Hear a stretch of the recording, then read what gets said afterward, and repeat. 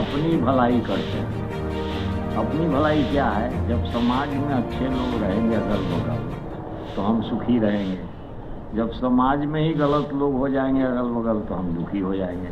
इसलिए पड़ोसी हमेशा अच्छे रहें इस बात का प्रयास करें। इसमें किसी तरह का टंटा ना हो जाए, इसमें जात पात ना आ जाए, इसमें मुस्लिम हिंदू ना आ जाए, क्योंकि हमारे पड़ोसी हिंदू भी हैं, मुस्लिम भी हैं और हम जानते हैं कि कहीं टंटा था नहीं। ये पॉलिटिकल लोगों ने टंटा खड़ा किया है कि बिना मेहनत के जीत हासिल कर लिया जाए, राजगद्दी भोगा जाए, कुछ किया ना जाए। अच्छा हो रहा है, रोड बन रहा है, दुनिया में बन रहा है, कोई हमारे यहाँ बन रहा है। सिस्टम है इकोनॉमिक सिस्टम के आधार पर कोई रिमार्केबल चीज़ बताइए जो अभी देश में किया हो। रिमार्केबल मीन जो हम एक फुट स्टेप देना चाहते हैं दुनिया के अंदर कि भारत के अंदर जो ज्ञान है, जैसे हिंदू मुसलमान मिलके एक सूफी संस्था इन्होंने बनाया, सूफी। तो आप जाके देखिए वो भजन भी करता है और नमाज भी पढ़ता है। तो भारत में ही ना सूफी हैं कि बाहर हैं दुनिया के किसी देश में? कोई भी मुसलमान बंदे हिंदुस्तान में मुस्लिमों का सबसे बड़ा विद्वान है। मुस्लिम जगत का सबसे बड़ा विद्वान हिंदुस्तान में ही रहता है, भारत में ही रहता है। तो कोई ये कह दे कि मुसलमानों को हम बाहर फेंक देंगे,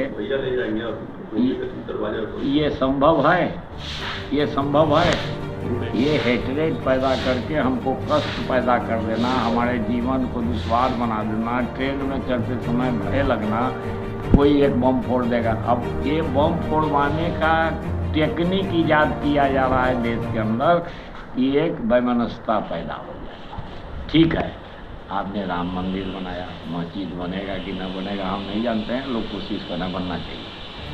अभी आपने सीता जी का मंदिर बनाया, ठीक है मंदिर बनाया, लेकिन इस मंदिर में इतना जलजला करने का क्या जरूरत था? जो 12 घंटा रोडे जाम रहा, लोग परेशान हलकान हो गए, जाते भाषण देते, मंदिर बनता। लेकिन उसके पीछे तो ये है हम एनआरसी लागू करेंगे। तो एनआरसी लागू करेंगे बांग्लादेशी पर कि हम पर? अब ये पैनिकी करना लोगों को इनके आदत में बरकरार है। गद्दी के लिए सारा काम हो रहा है और कुछ नहीं, कोई सुधार, देश की कोई चिंता नहीं थी। देश की चिंता बड़े बड़े लोग जो हैं उनको भी नहीं है। वो एक सिद्धांतों में मटे हुए जिन्होंने दिमाग बना लिया है कि हमको ये करना है, इससे हमको वोट होगा और हम देश पर हिंदू कपड़ा का रोटी कपड़ा और मकान। तो हमने एक नारा दिया था ना, उस समय नारा था जब तक भूखा इंसान रहेगा धरती पर। तो हम तो इतने तक तूफान कभी नहीं देखा, लेकिन भूखे हैं लोग। परिस्थिति है, उस समय का भूख दूसरा था, आज का भूख दूसरा है। कल की मिनिमम गारंटी साइकिल थी, आज की मिनिमम गारंटी कार हो गई। क्या भारत का हर आदमी कार खरीदने के लायक है? नहीं। भारत का कोई नागरिक भोजन भी ठीक से नहीं कर पाता है 1760 कैलोरी का। तो आप भोजन भी प्रॉपर नहीं दे रहे हैं। आप हमको भीख दे रहे हैं, 5 किलो अनाज ले लीजिए तो बिजली बिल माफ़ कर दिया 300 का।